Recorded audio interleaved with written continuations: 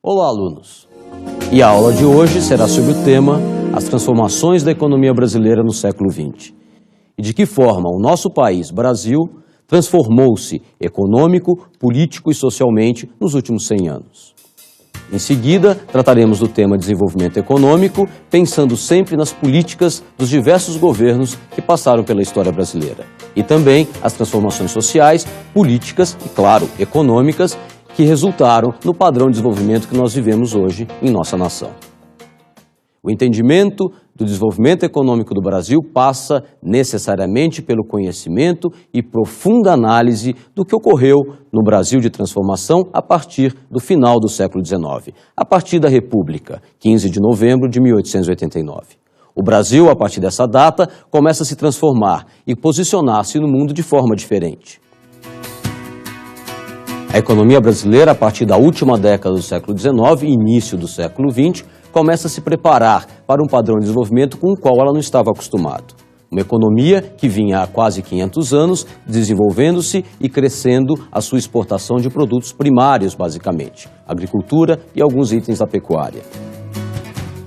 Entramos no século XX com o mundo numa nova dinâmica. Não só o Brasil, mas o mundo à nossa volta, tanto na América Latina quanto na Europa e mesmo na economia americana, começaram a exigir do Brasil uma posição diferente nos mercados internacionais. Os nossos produtos primários agrários não eram por si só suficientes para manter um padrão de desenvolvimento em linha com as necessidades de nossa sociedade.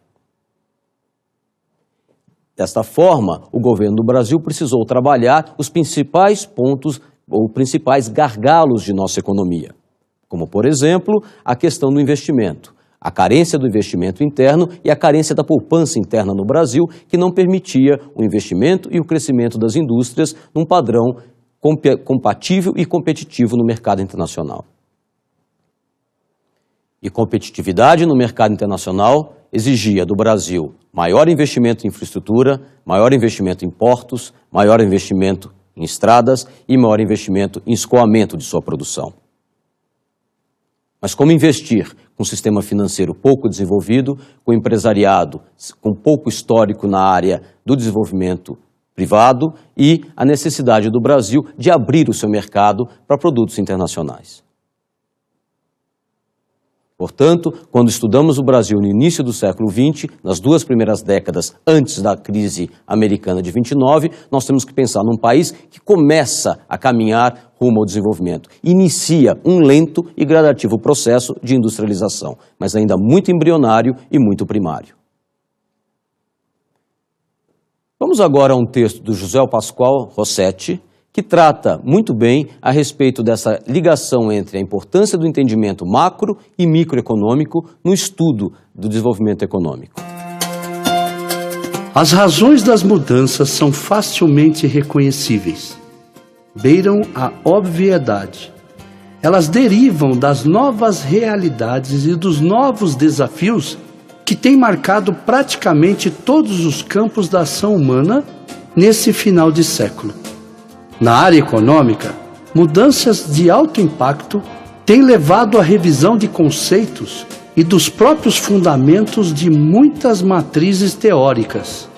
A um só tempo, multiplicam-se realinhamentos e controvérsias, tanto na esfera da micro quanto na da macroeconomia.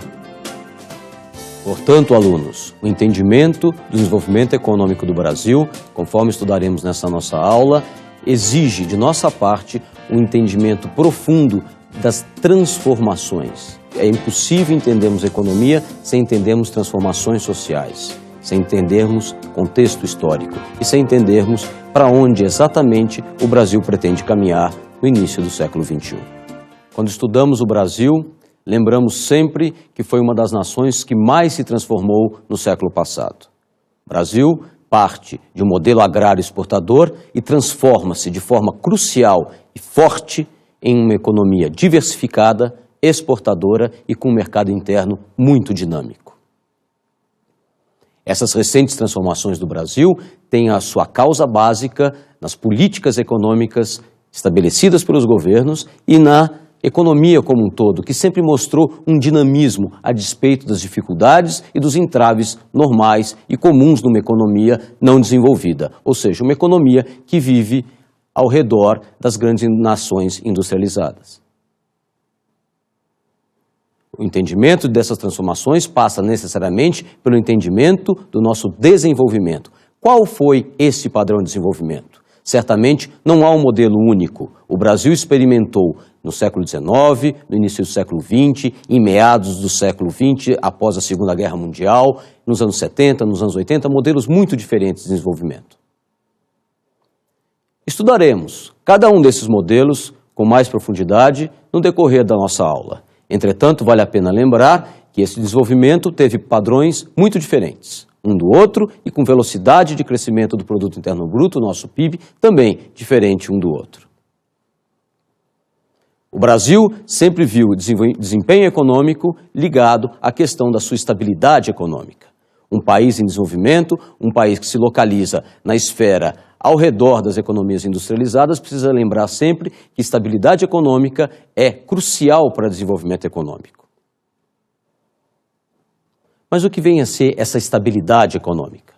No Brasil, estabilidade econômica significa inflação sob controle. Na realidade, significou por muitas décadas o controle dos preços internos. Entretanto, para o bom estudante de economia e de negócios, nós sempre sabemos que a estabilidade econômica e o controle da inflação depende, única e exclusivamente, de políticas econômicas coerentes, em linha com o pensamento e com os objetivos da sociedade. O que eu quero dizer com isso? Eu quero dizer que a estabilidade econômica só funciona e só se mantém em uma nação quando todas as políticas, sejam elas fiscais, sejam elas monetárias, sejam elas financeiras, atendam às expectativas dos empresários, das pessoas, da classe média e da sociedade como um todo. Estabilidade econômica esta que o Brasil vem conseguindo manter desde a implantação do Plano Real em julho de 94, com bastante sucesso. Estudemos o Brasil de hoje, pensemos na nossa economia hoje. Ela certamente é resultado de diversas ações sociais, políticas e econômicas ocorridas durante as últimas décadas.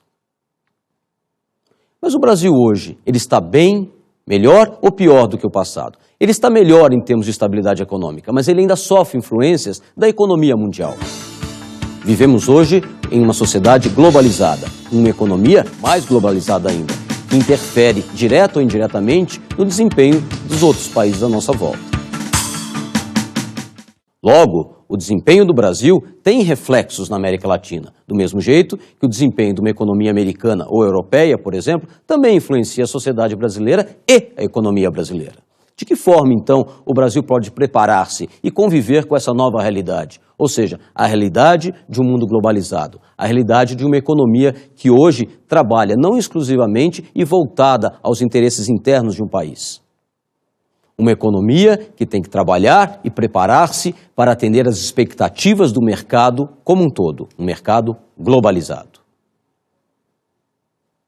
Portanto, o Brasil hoje é um país que visa e trabalha não apenas para atender às suas necessidades básicas de seu povo, como crescimento econômico, como divisão de renda, como distribuição de riquezas, como manutenção da estabilidade econômica. Mas o Brasil hoje trabalha também para inserir-se no mercado global de forma muito mais ágil, muito mais contundente e muito mais forte. O desenvolvimento econômico do Brasil hoje possibilita ao nosso país também ganhar espaço na esfera internacional, espaço político, espaço social, e ele é ouvido, escutado e, muitas vezes, participa de fóruns internacionais de forma muito ativa e muito determinante. E de que forma o Brasil conquistou esse papel de destaque no mercado internacional? Certamente, um dos determinantes nesse sucesso vem sendo as nossas exportações. Na verdade, não apenas as exportações, mas o nosso comércio internacional, as exportações e as importações brasileiras. Quando o Brasil, portanto, a partir da década de 90, consegue cuidar e eliminar de sua frente o problema da inflação e da estabilidade econômica e foca grande parte da sua política no desenvolvimento desse comércio internacional, é que as coisas começam a transformar-se em nossa nação. Percebemos claramente hoje que desenvolvemos uma matriz exportadora e importadora também bastante diversificada. E isso nos permitiu, ao longo desses últimos 15 anos, crescer em parceiros comerciais, tanto na compra quanto na venda de produtos e serviços. E isso é muito importante no desenvolvimento de uma nação. Conforme veremos nos números a seguir, a exportação do Brasil vem tomando um padrão de crescimento e desenvolvimento diferente do que estávamos acostumados.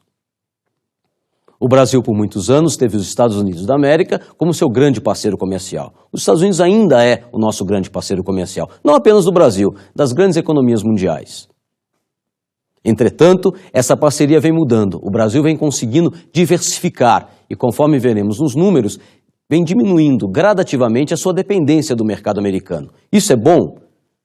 Não podemos dizer que é bom ou ruim, mas certamente é importante a partir do momento que a gente consegue não apenas continuar tendo os Estados Unidos como parceiro comercial e como principal parceiro comercial, mas também quando nós percebemos que fatia determinante de nossa exportação é enviada a outros mercados, também importantes e também estratégicos na questão da exportação brasileira. Dados apresentados no evento organizado pela Câmara de Comércio Brasil-Estados Unidos mostram que, em 2003, 23,2% das exportações do Brasil eram destinadas aos Estados Unidos. Em 2007, esse percentual já havia recuado para 15,8%. Dados como esses, com relação à exportação ou mesmo importação de bens e serviços, normalmente refletem uma outra verdade por detrás dos números. Que verdade é essa? O fato dos investimentos que vêm sendo aplicados no país. O Brasil vem recebendo investimentos diretos, privados ou públicos, muito significativos nas últimas décadas. Razão, mais uma vez, da estabilidade econômica e da nossa intenção política e social de crescimento. De forma que o investimento, ele nada mais é do que um fomentador, de um possibilitador e um facilitador das nossas exportações. Muitas vezes, os números crescem em razão de investimentos diretos efetuados, por exemplo, em armazéns, em portos, em aeroportos, em estradas, em ferrovias, ou seja, em toda a infraestrutura necessária ao desenvolvimento dessa exportação. Conforme veremos nos números a seguir, o investimento direto líquido no Brasil foi muito significativo no ano de 2005 e apenas melhorou ainda mais em 2006 e 2007. O investimento direto estrangeiro é um termômetro, é um sinal representativo e muito importante da confiança do investidor estrangeiro em nosso país, em nossa economia. O investimento direto estrangeiro, na realidade, ele complementa a carência de poupança interna, ele complementa a carência de capital no Brasil para o desenvolvimento econômico de nossa nação. Logo, sempre que vemos o investimento estrangeiro crescendo, temos certeza absoluta que o país caminha para um padrão de crescimento de longo prazo e sustentado. Vamos agora à definição clássica de economia. Economia, ciência que estuda os fenômenos relacionados com a obtenção e a utilização dos recursos materiais necessários ao bem-estar. Percebemos, portanto, que a ciência econômica estará sempre voltada para a questão do bem-estar da população. Estudamos economia para entendermos o mundo onde nós vivemos, a sociedade, a política e o mercado onde nós atuamos, trabalhamos, compramos, vendemos e nos relacionamos. Esta é a razão, meus caros alunos, de estarmos sempre conectados, a importância de nos mantermos bem informados e sabendo exatamente o que ocorre no mercado à nossa volta e no mundo à nossa volta.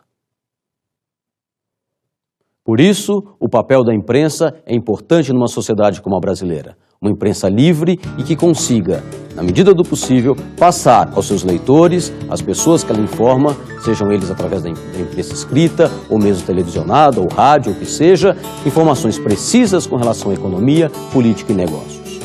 Vocês, profissionais, têm, portanto, o dever, por outro lado, de ler e informarem-se na medida do possível. Um profissional bem informado é um profissional que consegue desenvolver suas atividades melhor, conectando-se melhor ao que ocorre à sua volta e propondo, sempre que possível, inovações, criatividade e melhores soluções para o seu dia a dia no ambiente de trabalho.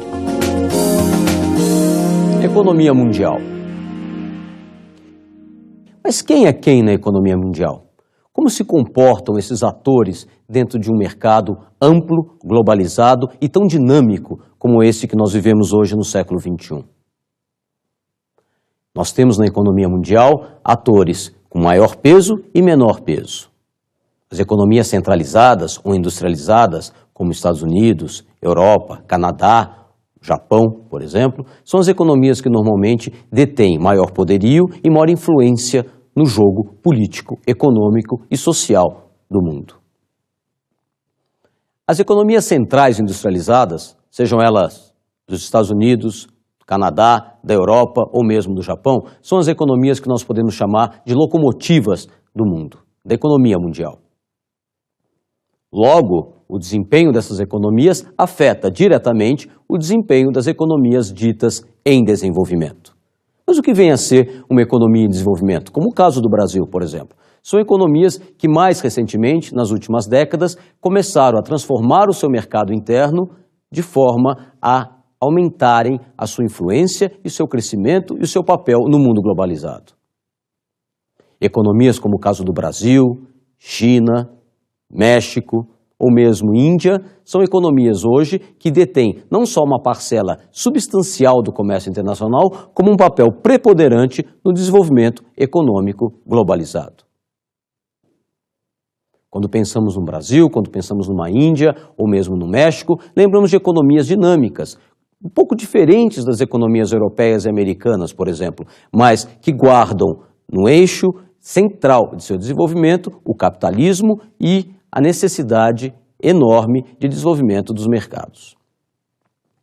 As economias em desenvolvimento terão um papel muito importante no século XXI, que são exatamente nestes mercados onde o crescimento econômico, o crescimento do produto interno bruto vem se apresentando numa velocidade muito maior e muito mais significativa do que nas antigas economias desenvolvidas. Portanto, quando observamos padrões de desenvolvimento econômico de 5, 6, 7, 8, até 10% ao ano de crescimento do produto interno bruto, certamente estaremos falando, nas próximas décadas, de economias em desenvolvimento, como é o caso brasileiro. Certamente que esse não é um trabalho fácil. Caberá a esses governos trabalharem internamente as suas sociedades de forma a conseguirem manter padrões de desenvolvimento econômico não apenas muito grandes, mas constantes e sustentáveis no longo prazo. Apenas com padrão de desenvolvimento sustentável é que conseguiremos minimizar as diferenças sociais em nossas nações. Mas meu aluno, minha aluna, sempre temos que lembrar, as nações são feitas de pessoas, como vocês, como eu, de forma que a informação e o conhecimento e a capacidade de entendimento do que acontece em nosso país é crucial não apenas para o desenvolvimento econômico dele, mas também para o nosso desenvolvimento pessoal e profissional. Vejamos agora os nossos dois personagens, o Henrique e o Gustavo. Duas pessoas comuns, de classe média, que, claro, estão aí vivendo num mundo globalizado e com enormes desafios, tanto profissionais quanto pessoais e de conhecimento. E como que eles se comportam perante esse excesso de informação e essa necessidade de conhecimento? E aí, pai? E aí, filho, como é que vai? Tudo bem? Tranquilo. Como é que foi no trabalho? Então, pai, foi meio puxado, mas tá tudo bem. Me conta da aula. E a aula? Então, pai, a aula foi muito interessante. Hoje o professor começou a falar sobre as mudanças na economia brasileira durante o século XX. Assim, foi só uma pincelada meio por cima, nas próximas aulas que ele vai aprofundar o assunto. Mas eu gostei, pai. Ele falou da industrialização dos anos 30? Falou. Do golpe militar? Falou também. Da crise econômica da metade do século? Falou, ele falou sobre tudo isso, pai. Ele falou sobre tudo isso e ainda deu um toque na gente sobre o link que existe entre o mercado mundial e a forma com que o Brasil recebeu e ainda recebe as influências externas. É isso aí, filho. Nós precisamos saber sempre o que acontece lá fora, porque tudo que acontece lá fora interfere no que acontece aqui dentro, na economia, na sociedade brasileira, até no nosso desenvolvimento. É verdade, pai. Agora que eu fui começar a me ligar que o mundo está cada vez mais globalizado e que as nações, elas interferem, influenciam umas nas outras e que tudo isso está conectado ao mercado externo. E olha, o investimento estrangeiro é muito importante para nós. Ele nos traz muitos pontos positivos, mas nos trazem pontos negativos também. Ah, é? Por quê? O investidor estrangeiro está sempre de olho no que acontece daqui. E ele muda de ideia constantemente, de acordo com o que o mundo nos vê. E não tem como a gente fugir disso, né, pai? De forma alguma. Tá com sono, filho? Desculpa, pai. É que amanhã eu tenho que acordar cedo por causa do trabalho. Tá bem. Acho que eu já vou indo pra cama, então. Bom sono, filho. A gente se vê amanhã, tá? Obrigado pelo papo, pai. Boa noite. Tchau, tchau. Economia, política e história. Ao estudarmos economia brasileira contemporânea, temos sempre que manter em mente o fato de que a economia não pode ser entendida sem o contexto político e sem o seu contexto histórico, especialmente no caso do Brasil. Não que para os outros países a questão política e histórica não tenha o mesmo peso. É claro que tem. Mas estudando a economia brasileira, perceberemos quão importante é o entendimento dos fatores políticos e dos fatores de nossa história, do nosso dia a dia, e seu impacto na questão econômica e especialmente macroeconômica de nossa nação. Logo, quando estivermos estudando o processo de substituição de importações, por exemplo, veremos o papel preponderante e importante dos políticos e da política econômica desenvolvida no Brasil nas décadas passadas. Veremos também de que forma os fatos históricos influenciaram interna e externamente o desenvolvimento dessa matriz brasileira de crescimento econômico. O Brasil passou nos anos 20, nos anos 30, até meados dos anos 40, reformulando a sua política econômica. Na verdade, remontando essa matriz de desenvolvimento. Matriz essa que estava, como já comentamos anteriormente, muito focada na exportação de bens e serviços primários. A partir do momento que se toma a decisão política e há um contexto histórico favorável, o Brasil consegue, portanto, criar condições e bases para um desenvolvimento mais industrializado de sua economia. Portanto, ao crescer e desenvolver a sua economia mais voltada em produtos industrializados, o Brasil consegue, a partir dos anos 30 e 40, acessar mercados internacionais que antes estavam fechados para as suas exportações. Na realidade, ao focar o seu mercado internacional com produtos semi-industrializados ou mesmo industrializados, em substituição àquela matéria-prima ou produtos primários em geral que era sempre exportado pelo Brasil, nós estamos, na verdade, tomando uma atitude política, uma ação política, que, obviamente, teve consequências históricas em nossa nação. Quando exportamos produtos com maior valor agregado, ou seja, veículos, por exemplo, máquinas, equipamentos, não só estamos obtendo maiores recursos em moedas estrangeiras para as nossas reservas.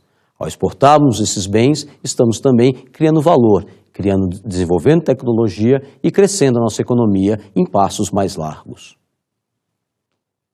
Logo, se fôssemos caracterizar o padrão do desenvolvimento econômico do Brasil nas últimas décadas, perceberemos que um dos grandes focos e uma das grandes estratégias dos nossos governos foi exatamente o crescimento da exportação e de produtos industrializados.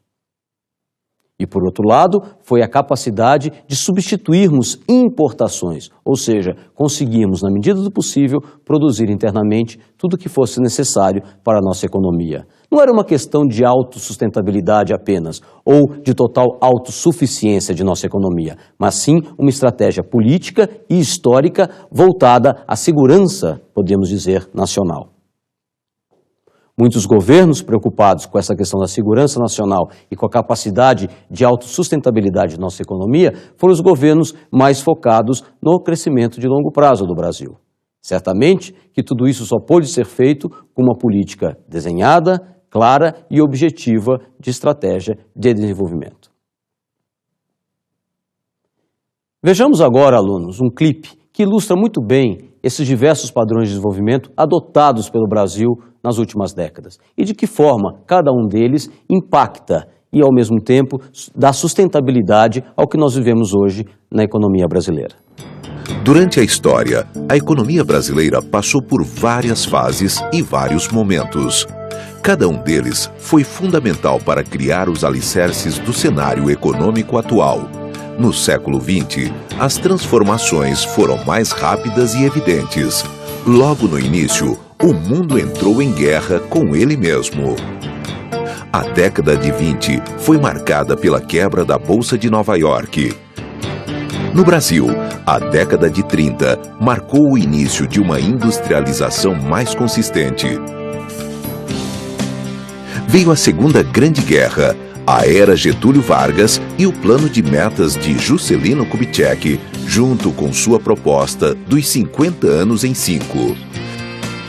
A dívida externa tornou-se um problema e a inflação deu mostras do que viria a ser. Na década de 60, os militares entraram no poder e trouxeram o chamado milagre econômico. Nos anos 80, vários planos econômicos tentaram segurar a cada vez mais dramática inflação. Mas sem sucesso. Após uma grave crise política e econômica, em 1994, é lançado o Plano Real, finalmente segurando a inflação e valorizando a moeda nacional em relação ao resto do mundo. A globalização e a nova política econômica mundial trouxeram novas diretrizes e oportunidades, principalmente aos países emergentes. Como foi possível observar nesse vídeo, o Brasil é um caso realmente interessante e que vale uma análise mais profunda por nós, estudiosos da economia brasileira. A economia brasileira contemporânea é peculiar na sua capacidade de transformação e na sua capacidade de ser única como um caso na sociedade moderna.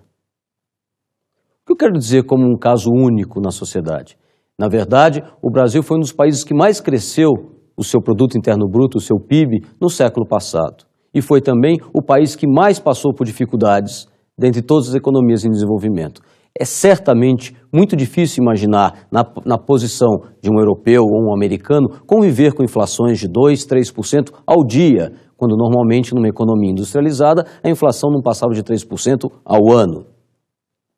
Mas como então uma economia como a nossa, em desenvolvimento, num país na América do Sul, latino-americano, consegue, em tão pouco tempo, 15, 20 anos, sair dessa condição de um país com inflação crônica, com desenvolvimento baixo, com diferenças sociais e começar, em pouco tempo, desenvolver uma matriz e um crescimento econômico mais sustentado como nós observamos hoje?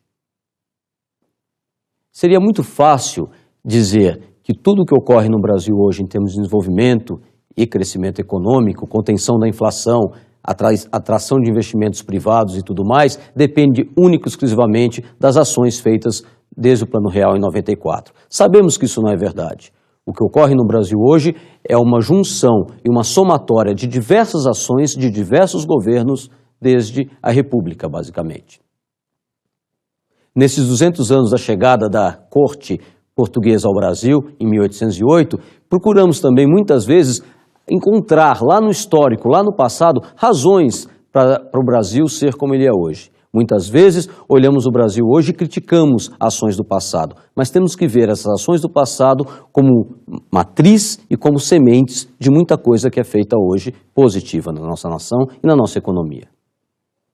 Portanto, pensar a economia brasileira no final do século XX e a economia brasileira daqui para frente é pensarmos sempre em utilizar, na medida possível, experiências passadas, experiências essas positivas, como é o caso do processo de industrialização desenvolvido por Getúlio Vargas, algumas das ações do Plano Nacional de Desenvolvimento desenvolvido por Juscelino Kubitschek, ou mesmo algumas ações desenvolvimentistas desenvolvidas a partir de 64.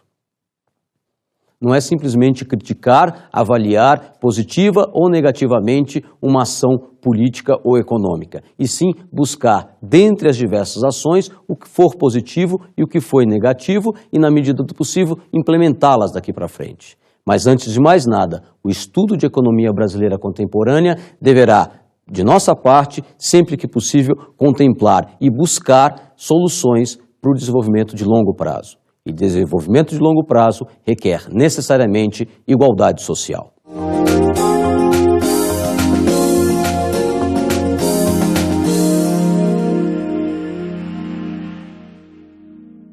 Como dica de estudo, eu recomendo ao aluno ou aluna interessado em aprofundar-se sobre esse tema a leitura do livro Formação Econômica do Brasil, de José Márcio Rego. Boa leitura e bom estudo.